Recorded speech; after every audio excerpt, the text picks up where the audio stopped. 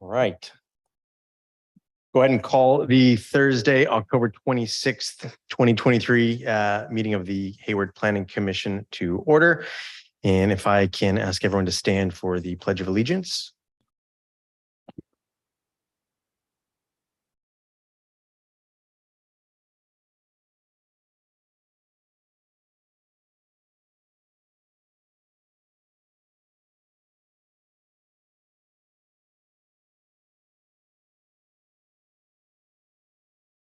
I pledge allegiance to the flag of the United States of America and to the republic for which it stands, one nation, under God, indivisible, with liberty and justice for all.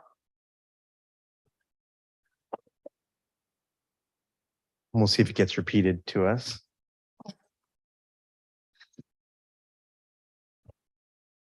Hopefully we are good, Ms. Pottas. Are we all good on your end?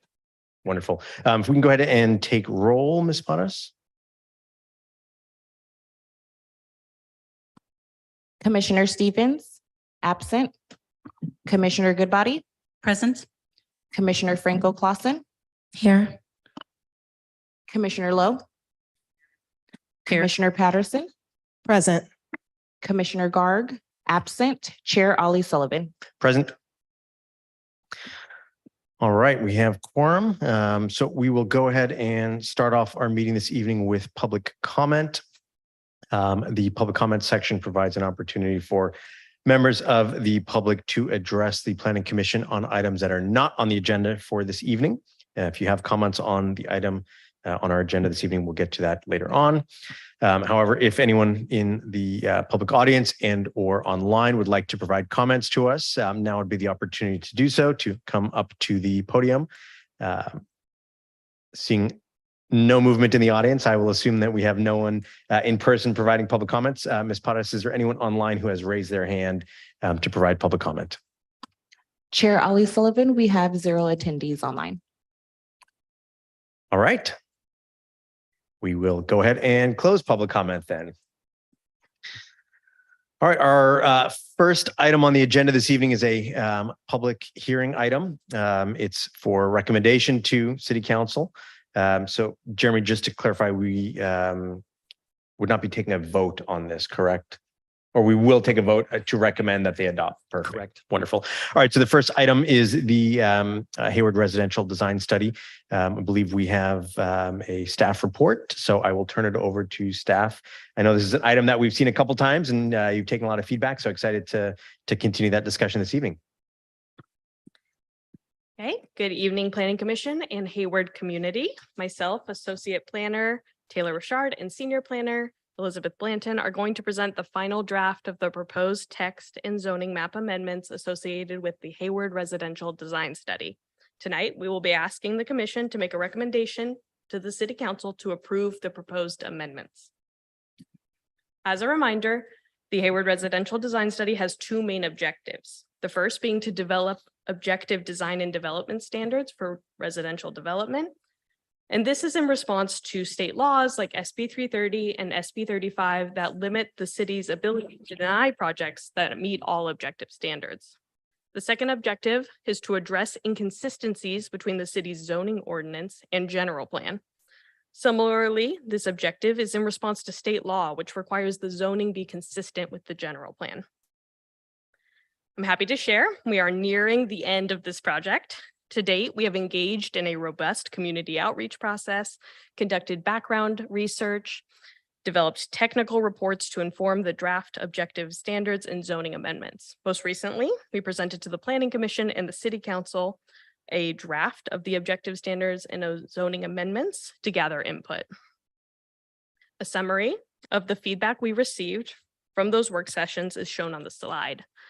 The feedback included developing a point system rather than a menu of options for the facade design standards, adding facade design standards that specifically ones that incentivize public art to the Mission Boulevard Code, adjusting point values for the open space amenities and incentivizing rooftop amenities, developing standards to increase mailbox security, increasing parking requirements for large detached residential units, and modifying the proposed unbundled parking and TDM standards.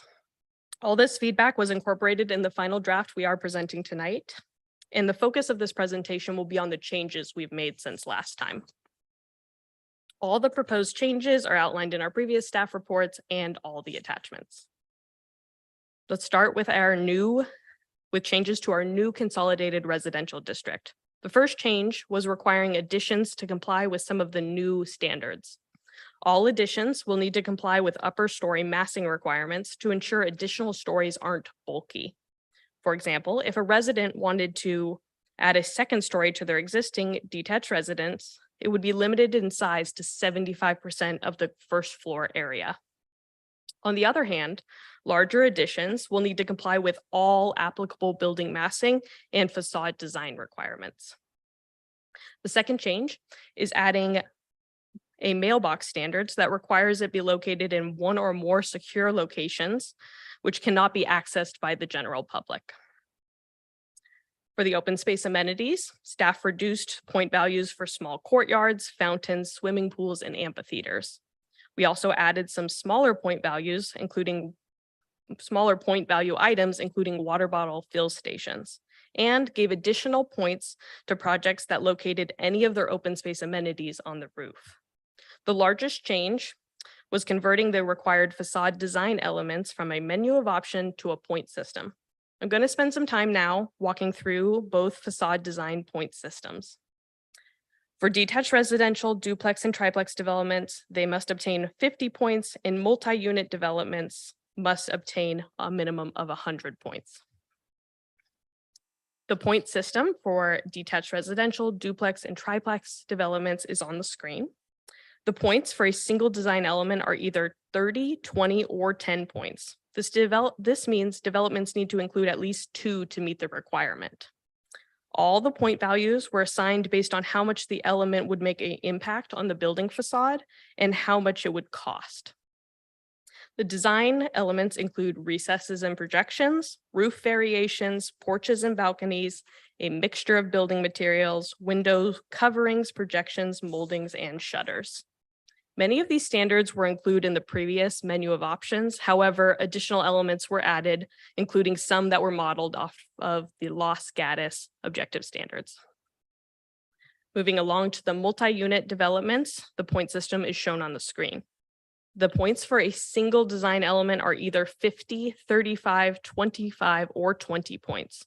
This means developments need to include at least 2 to meet the development requirements. Many of the elements are similar to those for smaller developments, just scaled up to be more appropriate for the larger developments. Additionally, a couple elements were added that are suitable for larger developments.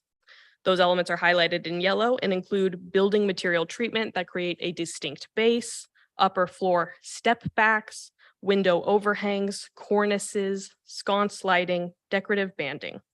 With that, I'll pass it on to Elizabeth to discuss parking standards and our other updates. Thank you, Taylor. So since we last saw you in August, there's also 3 main changes that we are proposing to the off-street parking requirements. First, in response to community concerns that there's not enough parking for some of these larger detached homes that are built in the city, we're proposing increasing the number of garage spaces from 2 to 3 for homes that are over 3,000 square feet in size.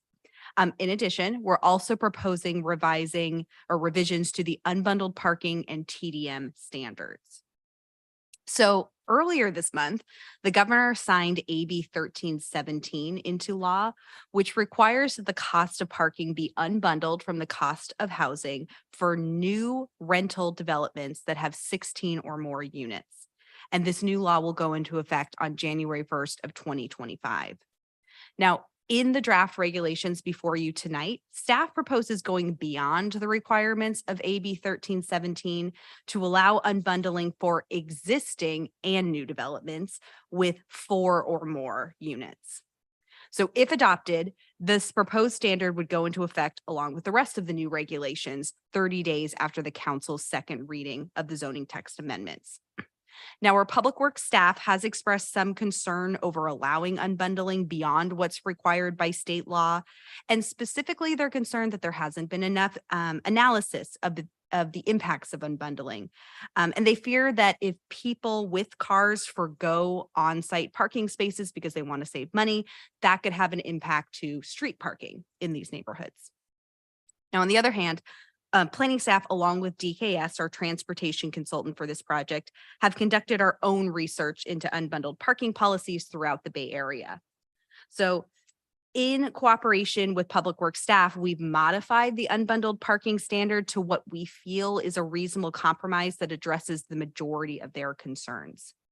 Staff has also received correspondence from Transform, a local transportation and housing advocacy organization that strongly supports the draft unbundled standard. And in fact, they actually suggest that we go further and offer a reduction in parking for properties that unbundle parking costs.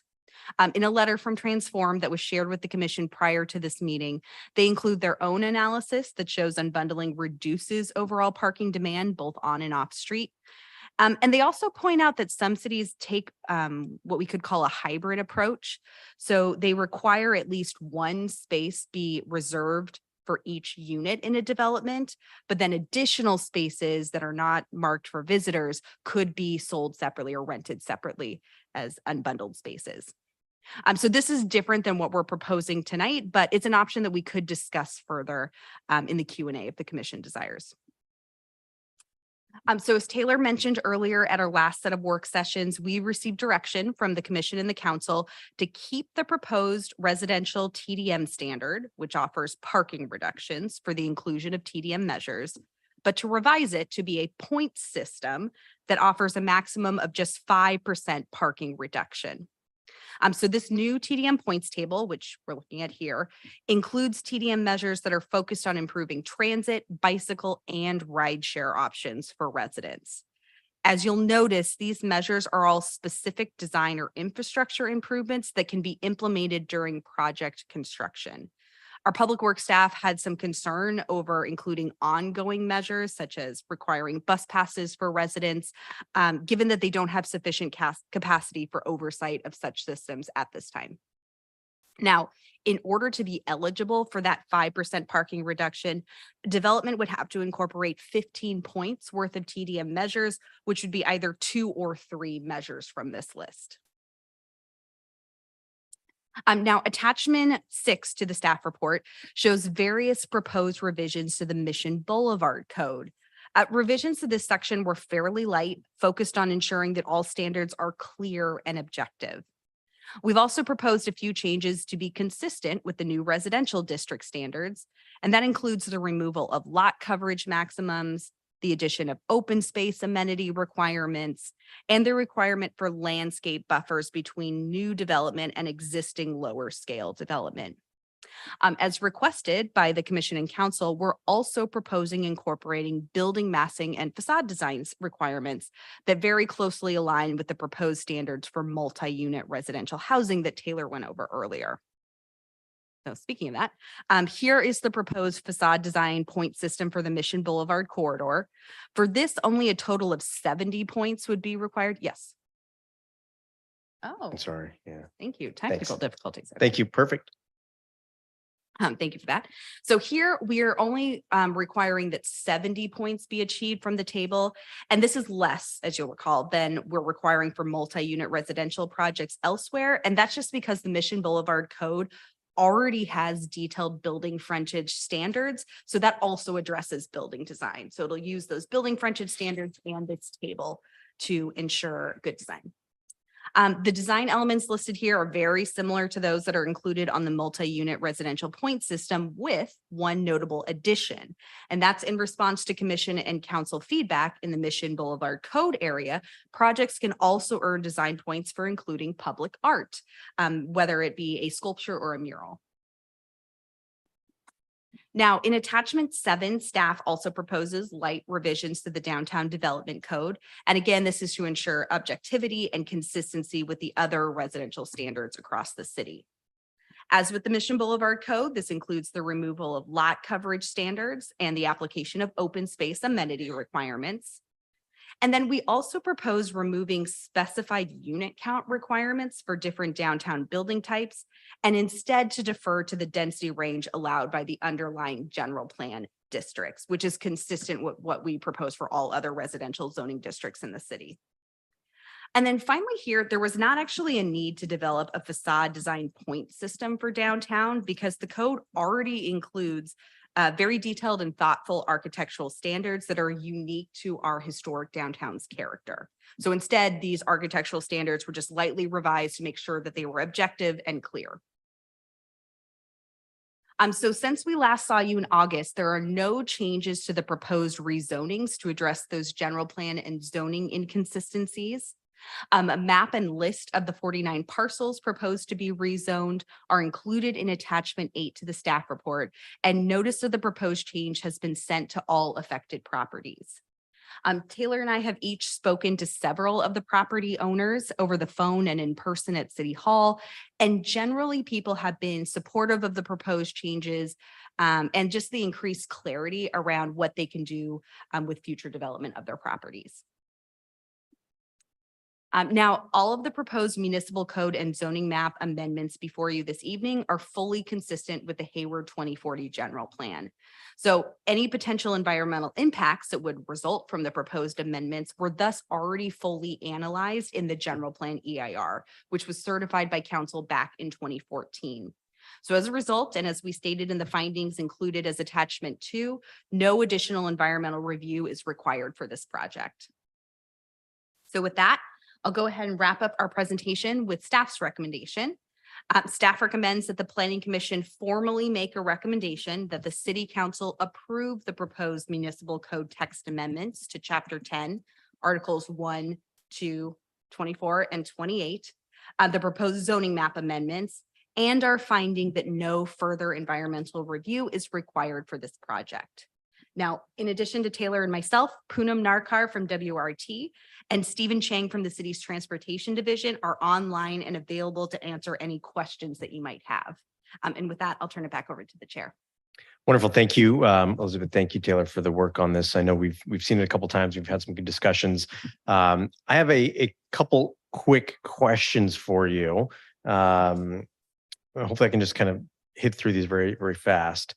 On the parking, I note that the new off-street parking ordinance with regulations, there's new notation regarding, let's see, so it'd be on page 5 of attachment 5. The requirements for parking for duplex, triplex, and multi-unit residential. There's both covered and uncovered parking. What would a 0.7 or a 1.10 type of a situation look like? And obviously in a duplex, there's 3 1.10, so that's 3.3 parking spots. What does that look like in practice? That's a great question. We get that question at the counter actually all the time. Okay. So generally in our parking code, there is language that says if you are required to provide a fractional space, you round up to the next full space. Okay. So theoretically, let's say there's a duplex that has 2 studio units, 1.5 and 1.5. That's a nice even round 3. Let's say it's a duplex that has 2 one-bedroom units. That would require 1.7 parking spaces, 1.7 parking spaces. That results in an impossible 2.4 parking spaces. So at the end of the day, what that would mean is that you would need to have a round up to the next full number. Round up Sorry. to the next one. Okay. Yes, Okay. exactly. I'm Wonderful. sorry, my math was off in there. So that would be up to 4 spaces. Yeah. Okay. Got it. Perfect. Let's see. Mailboxes. We've talked about this over the last couple of meetings. I know a couple of my commissioners have raised concerns. I've raised concerns.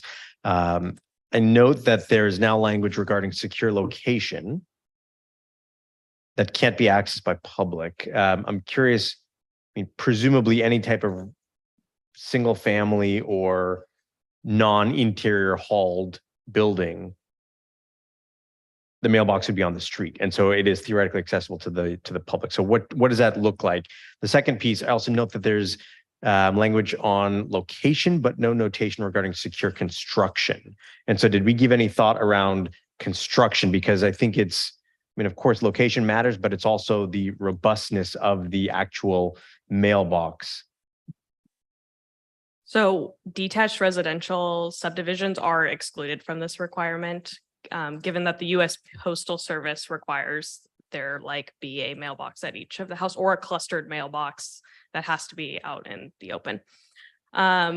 As for the second part, we have standard conditions of approval that require they be locking, but we could consider adding standards that would require the construction or the things. We would just need to ensure that they are objective and enforceable.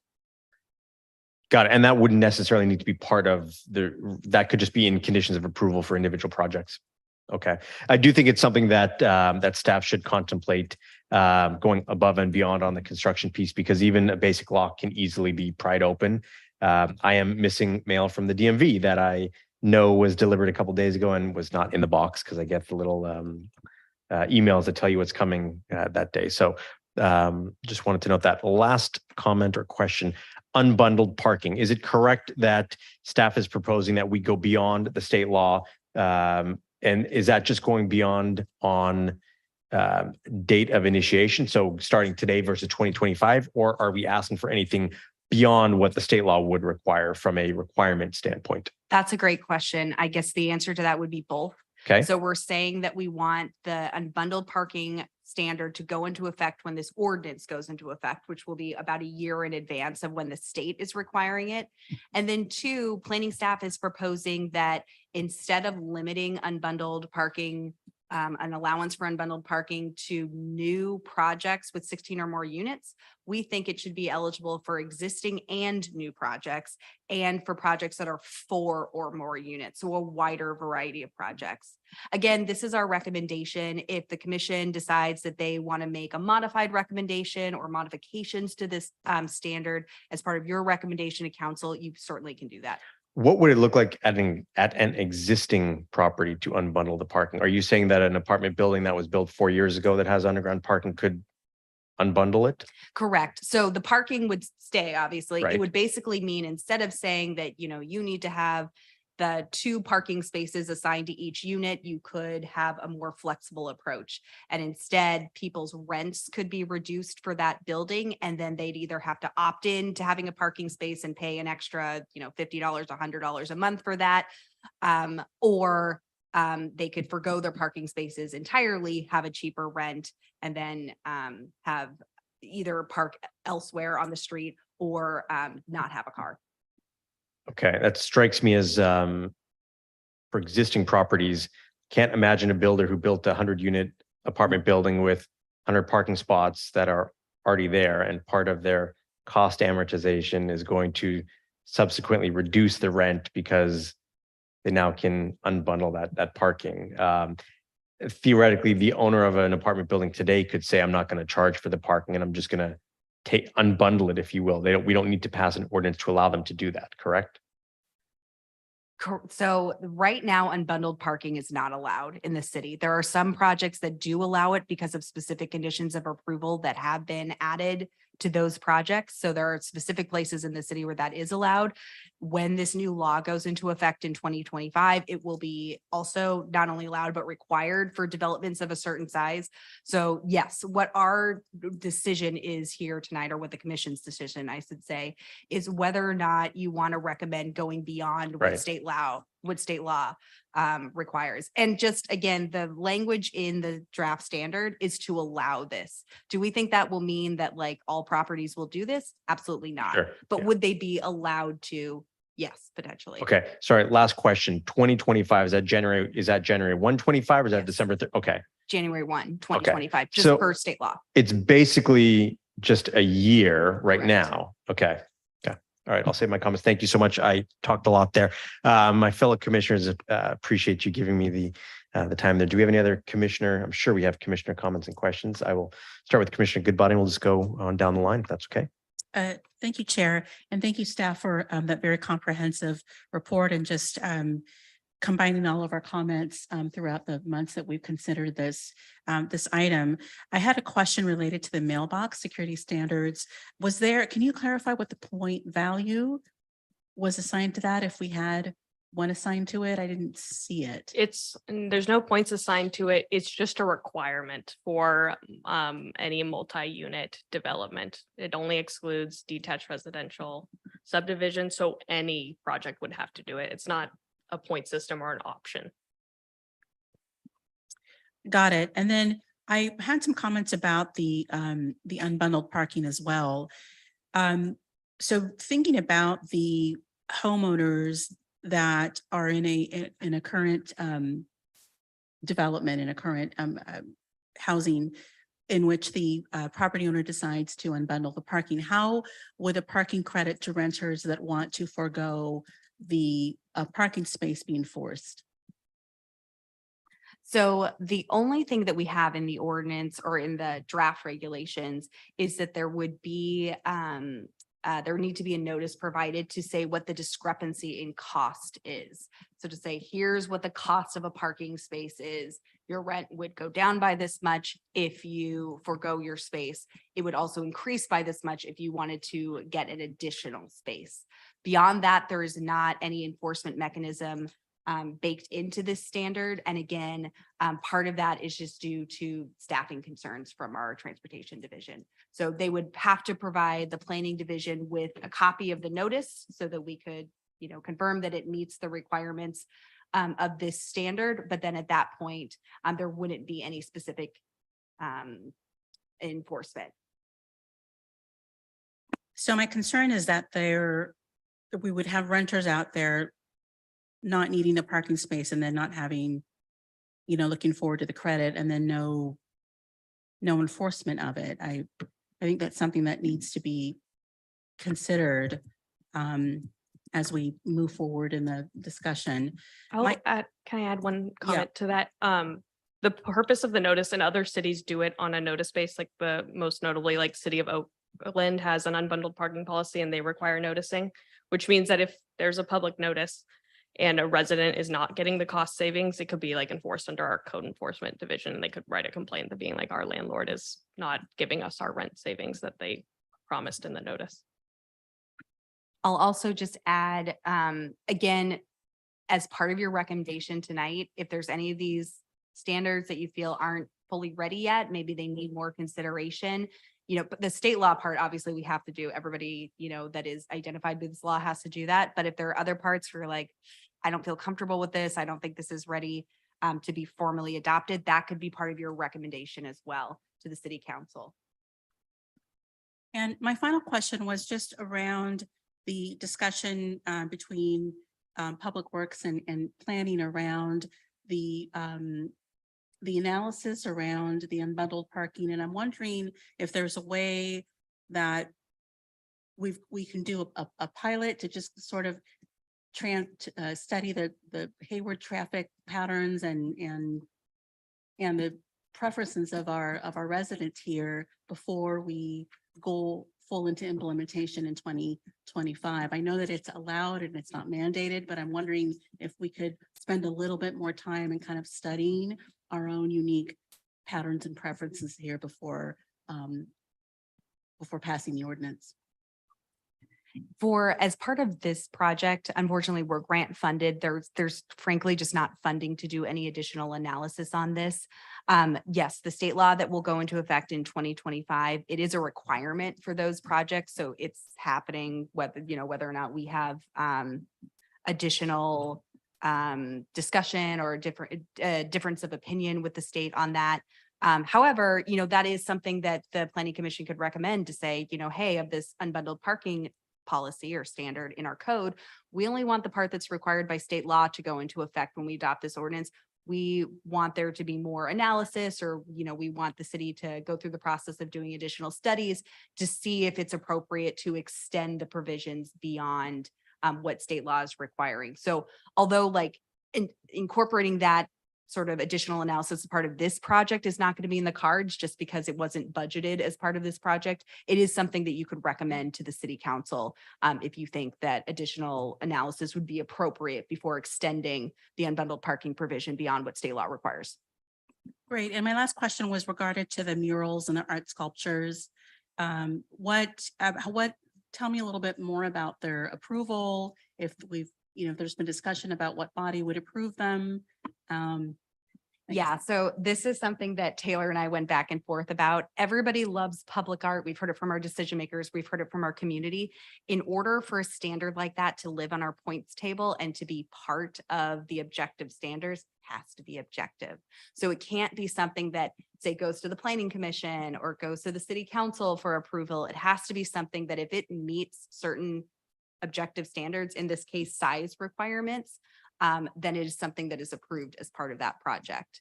So again, that's something that's new tonight that we're proposing, something we're throwing out there. If that doesn't feel like an appropriate way to handle this, that's also something you could recommend removing from the draft that we take forward to the city council. But yes, that's kind of the problem. Art is so subjective. I was an art major in school. I get that. But in order to draft objective standards about it, we can't have like a final approving body that has discretion over it. It would just have to, if it meets the standards or it doesn't. Thank you. Thank you, Commissioner Goodbody. Commissioner Franco Clausen. Thank you. And Commissioner Goodbye, thank you. I have a lot of comments that I want to just echo and add some additional questions. First of all, again, thank you for this presentation. I had a question about the unbundled parking, and to my colleague's point is the enforcement of being able to receive those benefits. Oakland to me is not a good example because they have so many code enforcement issues where some of the living conditions are substandard. And so there's no really watchdog to make sure that's happening. But the flip side of that is, a lot of, I don't know what analysis was done regarding Hayward and the people that live in Hayward, to maybe with this increased rent to say, oh, we'll reduce it just to bring it to a regular standard to kind of cheat the system. But the second part of that is, if we haven't done an analysis of how many people actually drive and go to work and how many people in Hayward are actually using the BART system, I know the state makes decisions because they don't make decisions based on the cities we live in and the communities that we live in, and especially their means of transportation. But wouldn't there be an analysis of how many people ride the bikes, how many people ride a bus, how many people take BART, and how many people are actually going to forego their vehicle, especially if they work long distance, they've got to pick kids up from school, drop kids off. So I'm just wondering, to your point, if there was not an analysis that was really kind of giving us the data to support that, then how do we move forward with such a policy? That's a great question. That's actually the reason that even though Transform, that housing and transportation advocacy group, recommends a reduction in parking for doing unbundling, which they do have data to support. That's why staff's not recommending a reduction. We think we don't have enough information to justify changing the number of parking spaces at a site. Really what unbundling parking does and what this standard would do is it just gives more flexibility to the allocation of those parking spaces. I've used this example at previous meetings, but for example, I live in a complex where where there could be, say, 2 spaces allotted to my husband and myself. We are a 1-car family. We always have an empty space. So in the world of unbundling, instead of having that space empty and be earmarked for our family, it could be somebody else in the complex that has 3 drivers. Maybe they have a teenage kid, 2 working parents. They need 3 cars, then they could pay extra to have that spot. So really the thought behind unbundling parking is it can reduce housing costs for those that forego cars, but it's still requiring the same number of spaces. It doesn't assume that there will be a reduction in the number of parking spaces needed. It's more of just saying, let's not make blanket assumptions across the residents in this building and assume everyone needs the same number of spaces. But yes, again, as I've said before, if additional analysis seems appropriate before making a decision at this level, that is certainly a recommendation that the commission can make. Thank you. Thank you, Commissioner. Commissioner Lowe. Thank you, Chair. And thank you to staff. I really thought it was a very thorough packet. and the presentation was great. I really appreciate it. I wanted to know, can you talk a little bit more about the process used to assign the points? For the, just to clarify, for the open space amenities or for the facade design standards? Just in general. Okay, just in general. Generally, we applied, for the open space, we applied the most points to the things we would think would be the biggest use. So like bigger sports courts that had the possibility of having more players got more points, or things that had like the ability to have more people use them got a larger amount of points. For the facade design requirements, we weighted them kind of on a dual system. So those that would make the biggest impact to the facade and really change how the building feels and looks were assigned greater points, but also those that had a higher cost associated with it were given higher point values. And then for the TDM, similarly, it was based on cost and impact that it would have on reducing parking demand. Thank you. And did you compare our point system to the point system of any other surrounding cities? Yes, so we used the last time Commissioner Stevens told us to look at the Los Gatos objective standards. He's not here tonight, but we looked at them and we kind of compared their point system to ours and weighted things accordingly. I don't know if Elizabeth has something else to add. Was just going to add that we also had our design consultant Poonam Narkar, who's on the line here as well, look at it, help us weight things appropriately. But again, if there's suggestions to, I think this should be worth more points, this is really important in our community, let's make this worth less points, this is not as important in our community, we can certainly make adjustments to the suggested points. Thank you. So continuing along the lines of the table of points, right now, I feel like not just in Hayward, but all over the Bay Area, really the state, many of the new buildings sort of look very similar to one another. And I'm wondering if, based upon your research or analysis, that you believe that we have enough of a variety of options that developers will actually choose different options so that we can maybe have a little bit of diversity in the buildings. Because what I'm concerned about is back in the 70s and 80s, they were building these really tall, high-rise sort of project buildings that looked sort of the same. And even though the developers are, building these new buildings, they still kind of look similar. And it concerns me that we'll end up with a city of tall buildings that look similar.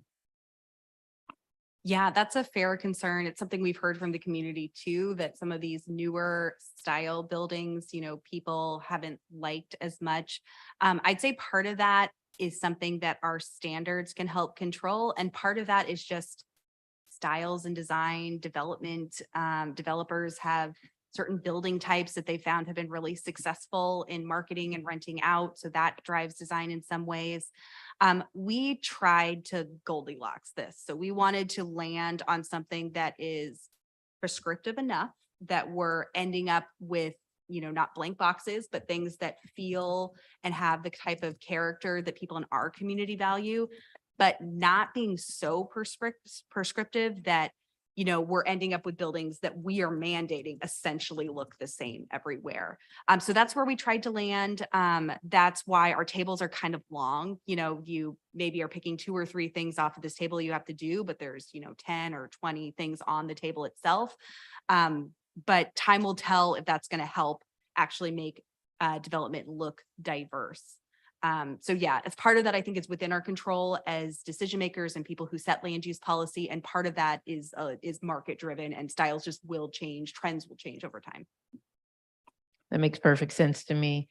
So with the unbundled parking, is there anything that would prevent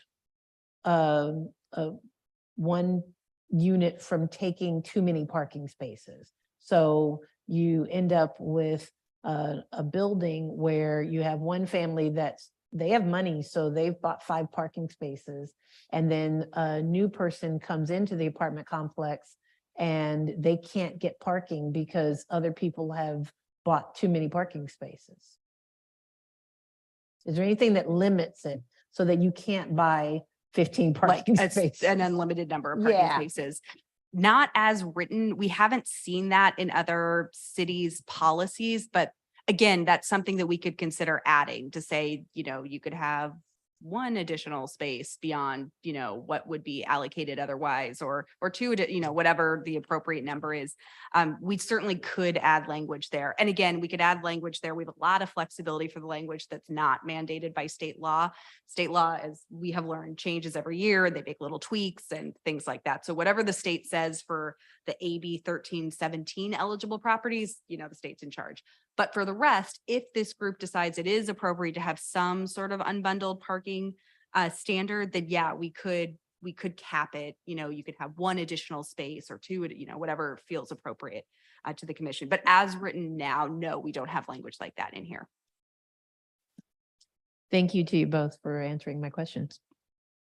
Thank you, Commissioner Lowe. You raised some very good points, actually. And I'll just interject here to follow up on your points question. I put on here, do we have the correct number of points? And I guess I would pose that question to you. Do we have the correct number of points? Should it be 100 and 140 versus 50 and 70, right? Like, are we going to be getting enough? And I mean, let's say we were to push it to 100 and 140, does that actually add significant cost, or is it marginal cost to the builder to add additional trim around the windows and shutters that would significantly raise the impact from a visual standard, but not really significantly raise the cost? It's a good question. It's something, when Taylor and I were working on this, we tried to think of our actual projects, you know, going through, and especially like well-designed projects that the neighbors like, projects that the community likes, that the commission and the council have liked, to think, okay, if this project was put up against this points table, would it be getting enough points? And then similarly with projects that are not as favorably received, we'll say, are they not getting enough points to, you know, to achieve what is required by this table? Generally speaking, I think we found that these amounts are right. I will also just put out there, some communities really require a lot in the realm of design standards. Taylor and I participated in an Alameda County group with some other cities to talk about objective standards and things like that. And some other communities, won't name specifics here, but generally smaller, wealthier communities put a lot of standards on their development to say, you know, what's required.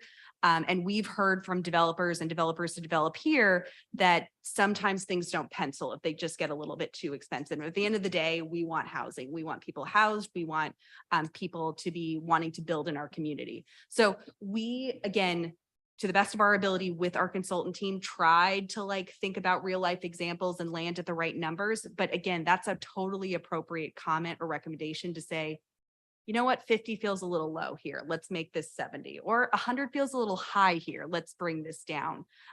That's something that at the end of the day, you know, the commission with a recommendation and the council are going to make a decision on. So that's something that we can certainly explore other options for. We can hear if any other commissioners feel that way. Commissioner Patterson, apologies for interjecting myself there. Please, any comments from you? Thank you, Chair. And thank you, staff. It was really nice to get to see all of our feedback incorporated into this. So my questions are about unbundled parking. So just looking at what was required in AB 1317, and just wondering, I guess, how we landed on 4 units instead of the 16, like what kind of was behind that?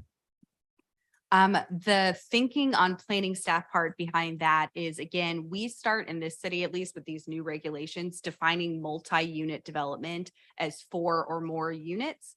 So it seemed like that was the place for rental projects that are multi-unit. For us, it didn't seem like, why would we extend those unbundled parking provisions to some that fall in that category, but not all?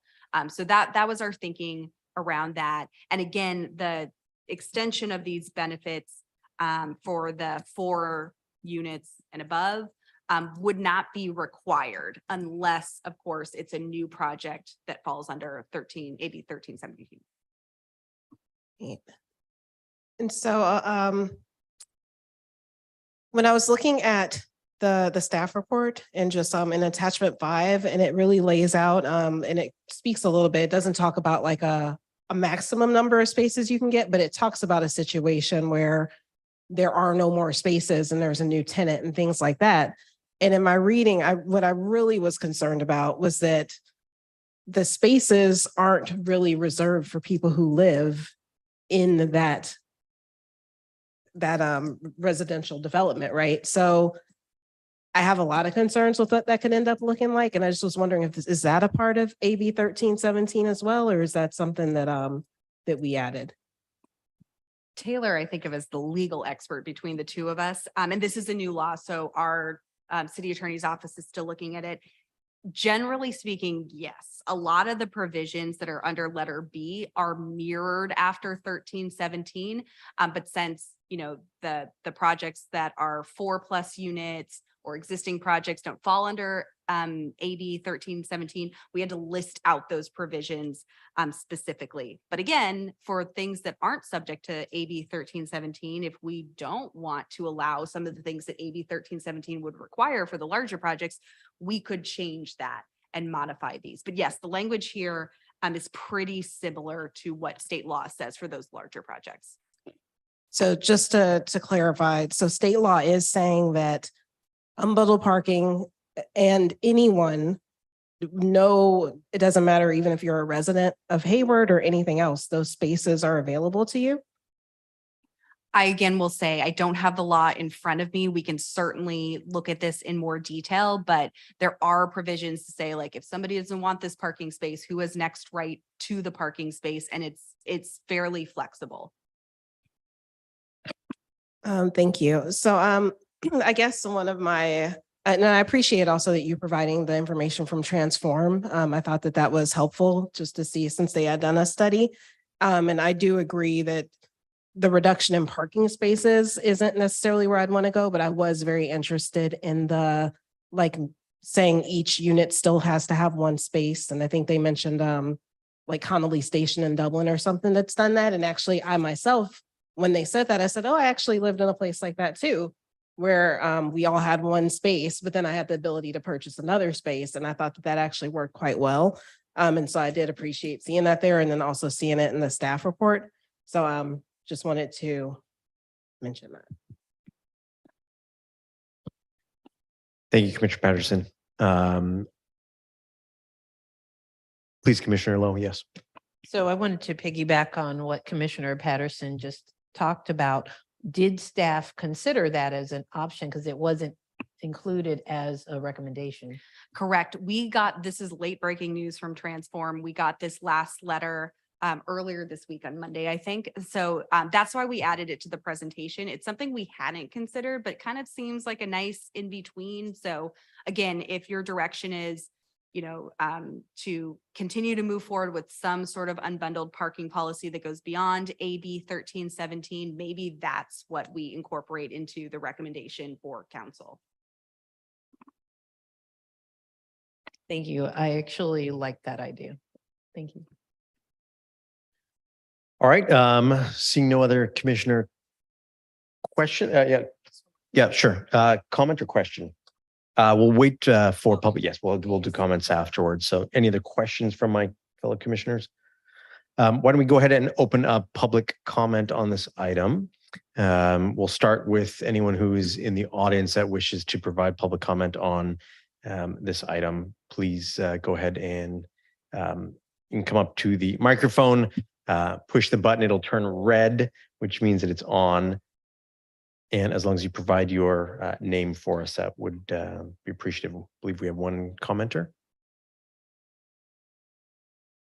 Correct. Yeah, there should be a button on it. It'll turn red. There you go. Hi, my name is Stephanie Briseño, and we live at 28489 and 28457 East 13th Street in Hayward, California. This is the first meeting that I've been here at City Hall. Both of my husband and I and my son, we received the second notice. I believe we did receive another notice about what was going on with the Planning Commission. So I thought it would be important for us to come and listen to what has been happening in our neighborhood. I just wanted to make a comment about the impact of our neighborhood, the traffic, the parking, the limited with all of the construction. I mean, a lot of our parking is being taken over by construction crews. Our streets are being closed off. I mean, this is going on constantly. We're told we can't park in our front of our houses, coming in and out, you know. It's very disruptive to our day-to-day life. And also, I am very much concerned about, well, with the traffic that's been happening in our neighborhood down Mission Boulevard. That's been quite a nightmare. And we're constantly seeing all of the, every time I go down Mission, I see a new construction. It's like from one week to the next, there's a new construction. And so my question is, how much more of the buildings are going to be taking over Mission Boulevard? I've always loved to see the hills. And now I see 5-story apartments in front of my home. I don't see the hills. I don't see the nature. I don't see the trees. All I see are construction. And I'm just wondering how long and how far are we going to keep continuing to cover our green space, our beautiful green space in the Hayward Hills that we've loved and grown up watching and seeing, my kids growing up and looking up at the hills. So my comment is, I understand there is a housing issue, but it also affects us, that our families that we have lived and loved Hayward. And at what point are we going to say enough is enough with construction? So that's my comment, because I love being here. I love Hayward. I work in Hayward for the Hayward Unified School District. And I just want to know what your thoughts are on that. Thank you. Thank you, ma'am. All right. It doesn't look like we have any additional public comment in the room. Does not appear to have any public comment online. And so we will go ahead and close public comment on this item. We'll open it up to commissioner comments. Before we get to commissioner comments, I will briefly respond to the to our fellow resident here who raised some concerns. I don't have answers for you. What I can say, and I'm sure that city staff would be happy to talk to you further about this, that the Mission Corridor is a priority development area for the city. And so that's why you're seeing a lot of development there. I see it. I live right off of Mission Boulevard. And so over the last 5 years, it's been a significant amount versus the last 15 years that I lived in that area. So I certainly hear what you're saying. I understand what you're saying. I am seeing it too. I think we're all seeing the traffic. It is, of course, a trade-off between housing versus open space. And that is a difficult trade-off that every city is facing with. And just wanted to acknowledge what you had to say. And if there's further questions regarding particular developments in the Mission Boulevard corridor, I'm sure we'd be happy to provide that to you. So thank you for coming to your first meeting. With that said, I'll open it up to commissioner comments, and I will stay quiet and I will let my fellow commissioners provide any thoughts they have. I have a couple comments, but I'll start. I will start. Commissioner Patterson, I'll start with you. I'll turn to the left here if you had any comments to start us off. Thank you, Chair. So I did want to correct something that I said actually during my question. So it does look like that, although it is true that the unbundled parking would be available to people who aren't residents of that development, it does look like they would have to be within 1,000 feet of the development. So just clarify, because I alarmed myself that it could be people from anywhere. So just wanted to say that. Also want to thank the resident who came and gave us public comment. Appreciate that, and we'll keep that in mind just going forward.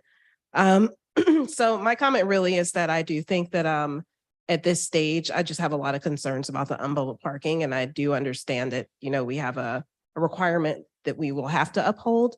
I do like the possibility of the one space being assigned per unit and then potentially having other spaces unbundled, but having it be for 4-unit developments versus 16, like some of those things, I'd prefer for us to wait and do some kind of study before we get to that point, because I just think there's a lot of different situations and contexts that could be needed, just based on all of the things that my fellow commissioners also raised tonight. So that is my comment. Thank you. Thank you, Commissioner Patterson. Commissioner Lowe, any comments? Yes, thank you, Chair. I agree with Commissioner Patterson. I think that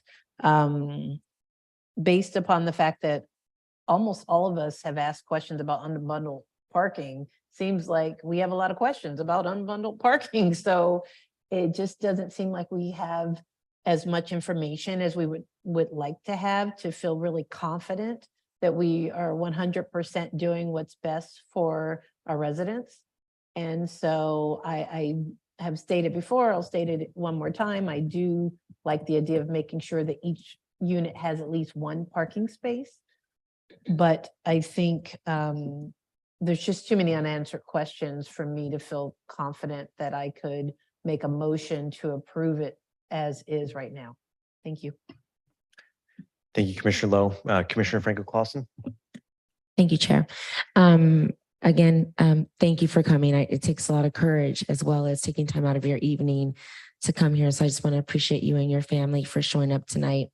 I have to agree with my commissioners that the unbundled park it gives me a lot of pause when it comes to equity and really recognizing the people that are born and raised and live here, raise their families, may not have the extra money when they move into a place to be able to pay for additional parking if they're a family of 5, you know, with small children. But to then kind of, I feel like retroactive to buildings that already exist. You know, we see a lot of these landlords already taking advantage of a lot of people here locally. And I just don't want us to open it up to them to be exposed to any other type of inequities unless we do a study. You know, I live in the stacks. I live in the working class. I'm not in the hills. And I can tell you my neighborhood is impacted because so many families live in one because there isn't enough housing. And we're constantly communicating like, hey, you want to park here? And we share space because we know some families are larger than the other. But I feel like if there's a price component on that, the situation changes. And so we just have to think about the equity when we make decisions like that. And to your point, we don't really know what the residents need and we don't know how it's going to impact them. So further analysis is what I would suggest before we can make such a recommendation. Thank you, Commissioner Franco Clausen. Commissioner Goodbody. Thank you, Chair. I'm just going to echo the comments that have been made by the rest of the commissioners and really encourage staff to provide more information or relative to patterns or, you know, here in Hayward and seek more input and outreach. I think that if moving forward, I would support assigning one parking space per unit, but I'm concerned, as Commissioner Franco Clausen articulated, that having a family that needs 2 cars to get one child to one area of town and then another child to another area of town negatively penalizes that family. And so I want that to be considered and just thought when making these, when going back and kind of reconsidering some additional options. I am wondering if maybe there's a way that we could approach this from the angle of developers that or projects that pay the in lieu park fees versus developers that pay for the inclusionary housing. I'm wondering if there could be some sort of a formula that's developed from that perspective. And then I also, having been a performing artist in my way back in the day, I know that art is subjective. And so I have a real concern about somebody throwing up, some art that, that really is going to take prime real estate. It's going to be facing our major thoroughfares. So I'm wondering if there's just any way that we could provide guidelines, recommendations, obviously something that's offensive, would not pass muster, but I'm wondering if there's maybe any other language, anything that we could do to support staff's recommendations or provide some guidelines to help that. Thank you, Commissioner Goodbody. So it's two comments. The first, it's interesting that we're hearing about unbundling parking now. I won't say how many years ago in undergrad, when I was an urban planning student, we studied this, and this has been sort of in the public discourse, at least in planning circles, for quite a while now. And so it's interesting to see it coming up in real fashion. I was not aware of the state law. Great to see that that this is also an issue that the state is contemplating. What strikes me, though, is that we are pushing the boundaries. So this is unbundling parking is already changing things. It's pushing the boundaries. And staff is perhaps contemplating pushing even further, faster. And so if the state law was to take effect in, let's say, 5 years from now, I could see us saying, it's too long for us to wait. Like, let's do something. Let's push it a little bit. This law is going to take effect in 13 months. By the time council approves this, it's 11 months, let's say. And so it strikes me as almost unnecessary for us to be contemplating trying to do more than we will already be required under state law 12 months from now. And it also strikes me that there's so many questions. All 5 of us have asked questions on this issue that we haven't quite fully thought through.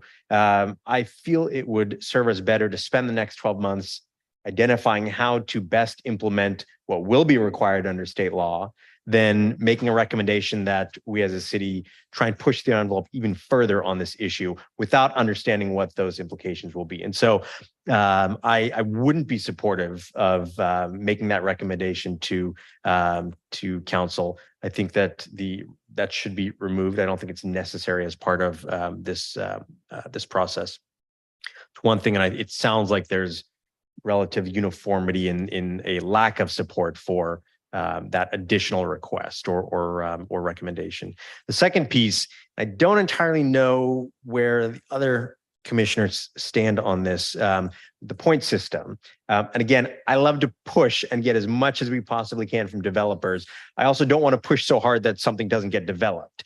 Ultimately, there's a lack of information because I don't know what their bottom line is. I don't know what pencils out versus what doesn't, but I do know what looks good. And I do know that some foam accoutrement on a window is not that expensive, and that can't be the straw that breaks a developer's back. And so where I'm going with this is I wonder if, again, that number is correct, or if we should be asking for more, pushing it, because these design elements, at the end of the day, if you're going to build 100-unit development, I can't imagine that some additional cosmetic additions, even some of the lower point items, the 10 and 20 point items, would add significant cost, but I do feel like it would add additional visual appeal.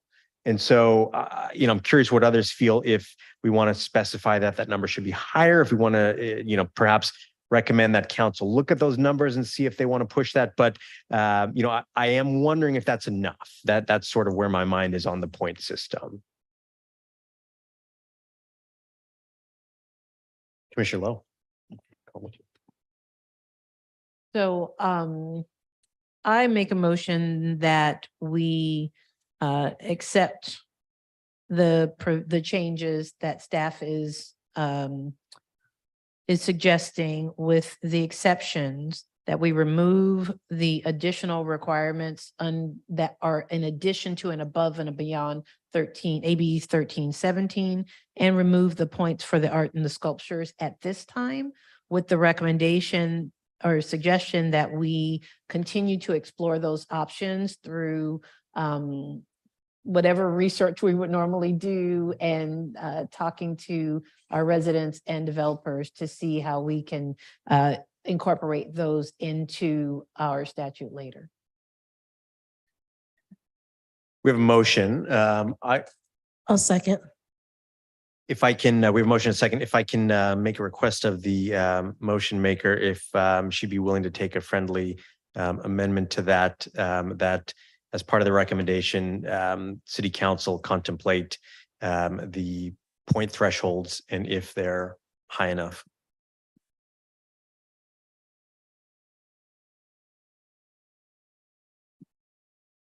So I don't have a problem with that. I just have a question about that. So when we're saying that we're recommending that they contemplate the thresholds, I want to make sure that we're very clear that, or because to me, it sounds like we either at this point need to recommend that what's in the paperwork we accept or we reject it at this time. And please correct me if I'm wrong, Jeremy, but that's what it sounds like. So to me, we're rejecting the part for the art and the sculptures if we approve that, this motion, and we're rejecting anything that goes above and beyond AB 1370, but I'm a little unclear Fair. as to what we're actually rejecting based, are we rejecting or are we accepting? It just seems like what we're doing is making a further suggestion to staff. That's fair.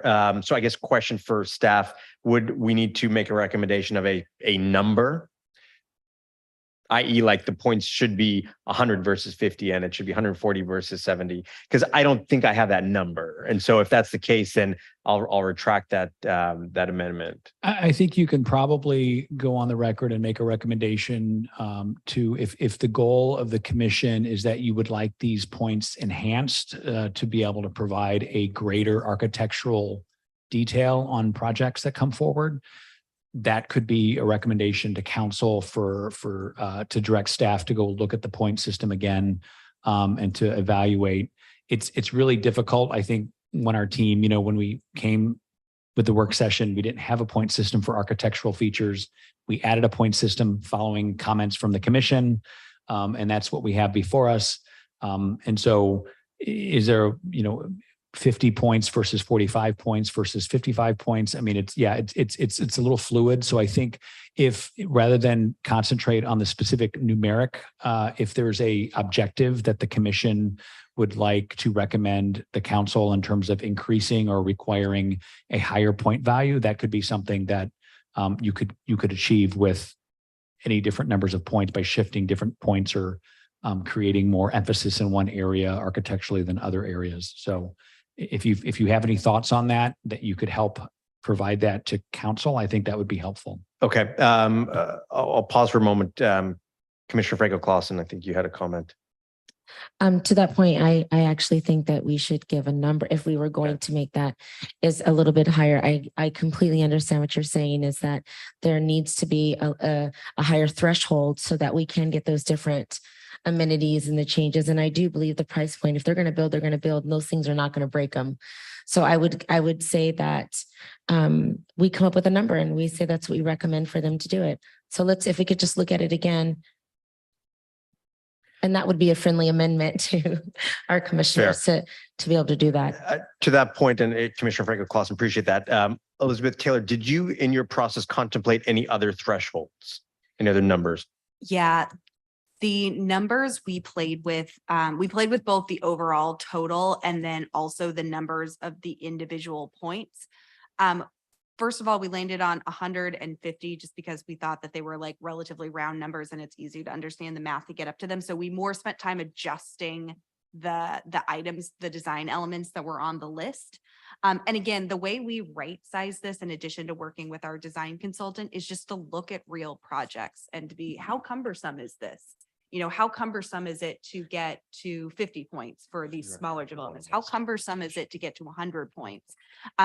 We definitely aren't kind of at the high end of requiring design elements compared to some other communities across the Bay Area. So we certainly could push more. We tried to land on something that was realistic for our community. We've also reached out to different developers and architects as part of this, our outreach for this project to get their feedback, and then community members. So just trying to like balance all of that. And frankly, we tried to land in the middle. So are we really pushing the envelope at the highest end, you know, in terms of the points that we could ask for? No, I'd say we're trying to recognize that we're going from having 0 design elements required now to requiring something. And we wanted that something to be like a reasonable step given our development community. But again, these are exactly the questions that the council is going to have to determine when they're adopting these regulations. And, you know, if this body feels that these numbers are too low and you want to say, let's bump that 50 up to 75 or, you know, some other number, that's entirely appropriate. I'm not a math major, but again, looking at the staff presentation on slide 7, so multi-unit, if you were to go from 100 to 120, I believe that would create a requirement for 4 items. And right now it would be, 3 would be the minimum. So I think if you went to 120, that would push it to 4. Yes. And then on detached residential, if you went from 50 to,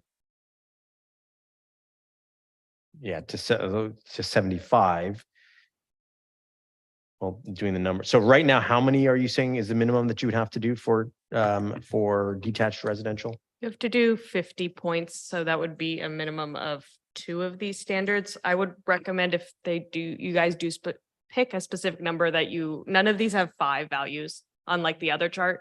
So you pick 70, 80, Yeah. 90. Well, and I think if we were to create a situation where the minimum would be 3, that would, again, we're pushing here a bit. And so if you said 70. Well, and something else I'll just add on the math of this, which again, Taylor and I spent hours at Pete's Coffee thinking about the numbers here. So feel free to weigh in. We're just continuing that conversation. You know, it is more complicated than just saying you have to do at least 2 or at least 3 because they're weighted. So Right. like you can't do 3 of the easy ones and call it a day.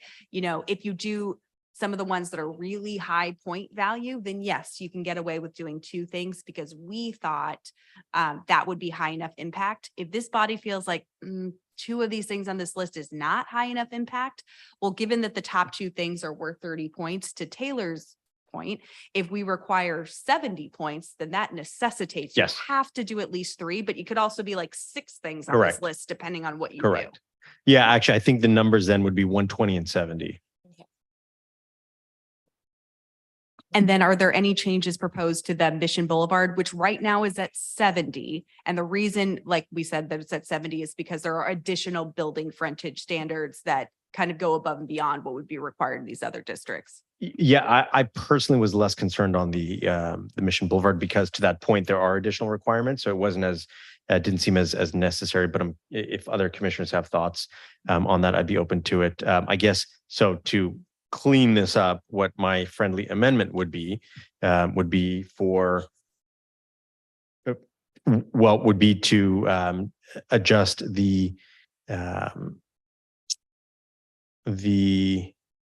detached residential design elements to a 70-point requirement and the multi-unit to a 120-point requirement. And Commissioner Patterson, did you have any additional? So just some thoughts.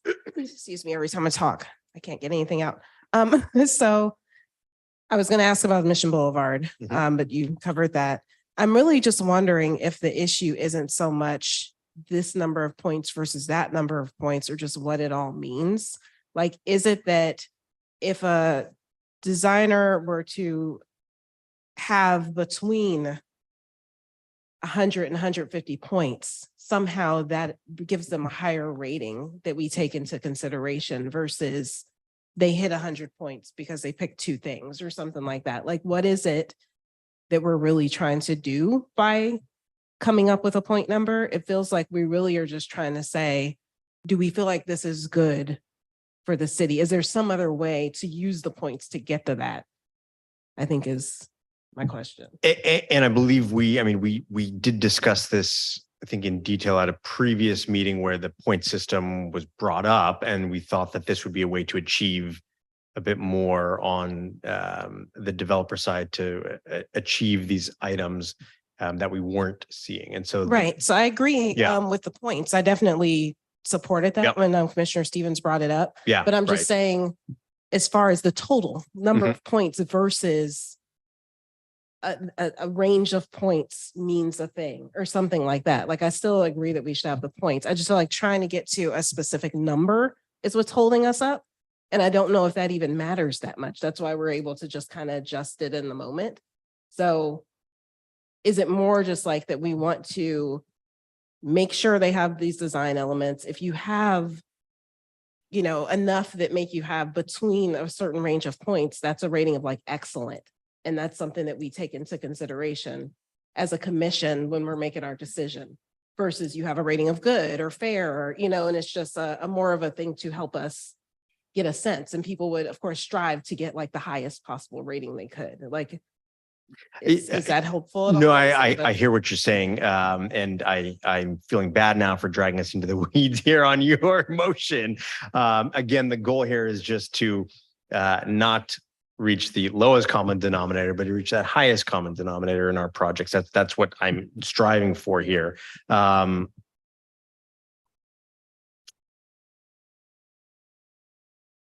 Yeah, it strikes me as perhaps we shouldn't be trying to do math on the dais up here on these items. Jeremy, I will look to you if you have any further guidance. If not, I'm also happy to retract my amendment request with a recognition in the minutes that this is an item that the commission is contemplating and would recommend that council reviews as part of their analysis and final vote. I think that's probably a fine recommendation. I mean, Okay. I think to the point, I think what we're hearing is that there's a general desire to maybe require a little bit more articulation in some of these buildings that we see. We may not be settling on an exact number, but the goal is that you may have some buildings that go way above this, even though they're only required to provide 50 or 70. You may have buildings that actually come in and provide 100 points. And I think to Commissioner Patterson's point, you want to be able to encourage people to go way above and beyond just through good architecture and good design. I think to our point in terms of what we were trying to propose here is to create kind of an objective set of standards where a developer, when they're coming through the door, kind of understands what's expected of them at a minimum. They can certainly go above and beyond that. And I think we would do whatever we could to encourage that. But again, it's trying to establish that objective criteria where one currently doesn't exist. Understood. No, and I appreciate all the work that staff did. And I know that we brought this up and asked you to do this work. So I definitely appreciate that. I will retract my my request for amendment to your motion, Commissioner Lowe. If others have something they'd like to propose, that's fine. But at this point, I'd retract. So I think we have a motion and a second on the table, so we can continue for further discussion if there is any. Commissioner Franco Clausen, please. I still would like the removal of the unbundled parking though. You're not removing Correct. that? No, Oh, correct. okay. Yes, correct. Just want to make sure I have that on record. Yes, that is. Yes, we're all in agreement on that item. Yeah.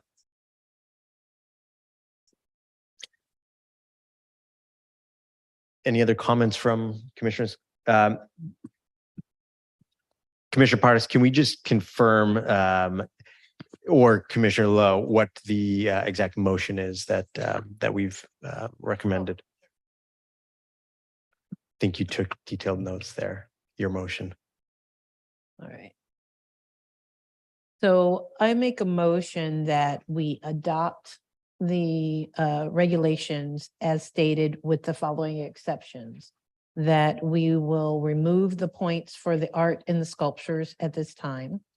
We will also remove any requirements that are above and beyond the requirements of AB 1317 as it relates to the issue of unbundled parking at this time, with the suggestion that we explore these options further in the future, and the additional suggestion that staff continue to look into the point system and fine tune that. Is that what you? Thank you very much, Commissioner Lowe. That is greatly appreciated. And believe Commissioner Patterson, you're seconding that emotion, correct? Second. Perfect. Okay, great. All right. Well, I believe we have come around to it. Sorry for the diversion there, but appreciate the discussion as always with my fellow commissioners. So we have a motion and a second. Ms. Pottas, if you would be so kind as to call the roll call. Commissioner Stevens is absent. Commissioner Goodbody, Aye. Commissioner Franco Clausen, Aye. Commissioner Lowe, Aye. Commissioner Patterson, Aye. and Commissioner Garg is absent. Chair Ollie Sullivan. Aye. Wonderful. Appreciate all that discussion for my fellow commissioners. This was very, very good discussion. And I, again, appreciate all the work that city staff has put into this over many, many, many months on this item. So thank you very much. All right. That wraps up our items for business. We'll go ahead and move on to commission reports. And Mr. Lakirko, I believe you have some items for us this evening. I do. Good evening, commissioners. Nice to see everyone again. So wanted to let you know that right as of now, the planning commission meeting that was previously noticed and scheduled for November 9th is going to be canceled. The item that was originally proposed to be considered for recommendation by the commission, which was the updated climate action plan, updates to the hazard element of the city's general plan, as well as adoption of a new environmental justice component, is still being worked through. And so we will be proposing to postpone that. Staff will continue to look for maybe other options in November or December. And if we have any dates that would work for in terms of availability, we will reach out to the commission to find out whether or not it would be possible to hold a special meeting. If not, then likely that climate action plan and that suite of general plan amendments will get pushed likely until January. We do have a fairly full calendar for the December 14th Planning Commission meeting. Right now, we have 3 items that are tentatively scheduled, development applications that will be presented before the commission. And so without the November 9th meeting and nothing else currently scheduled, as of now, there likely will not be a meeting in November unless we can find that special meeting date that will accommodate everyone's schedule. Also wanted to let everyone know that on Monday, October 30th, we will be having our climate action plan workshop that is going to be conducted via Zoom. So any stakeholders or residents that are interested in learning more about that can go on the city's website to the events tab. There's registration link there that you can register and you can learn more about all of the things that we're proposing as part of our climate action plan update.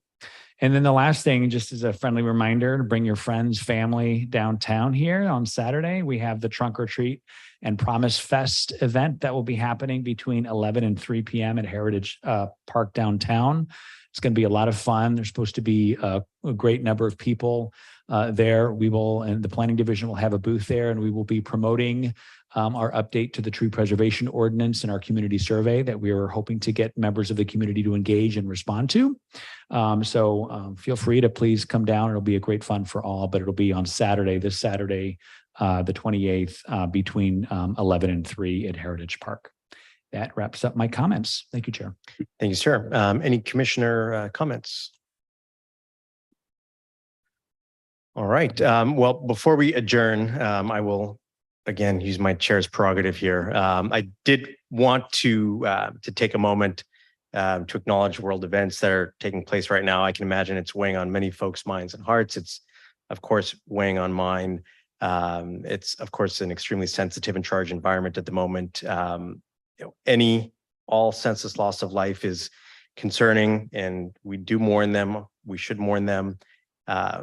It strikes me that I can't really do anything about this aside from using my very small voice and this platform I have here. And so I wanted to take a moment. I think it's incredibly important to take that moment to acknowledge really the massive humanitarian crisis that's currently unfolding in front of our eyes in the Gaza Strip, the loss of lives, particularly children. It pains me, and I really do hope that our leaders will appeal to their sense of humanity. I hope we can see a ceasefire and an end to military intervention. So had to put that out there. With that, we'll go ahead and close the October 26th Planning Commission meeting at 8:27 PM. Thanks, everyone.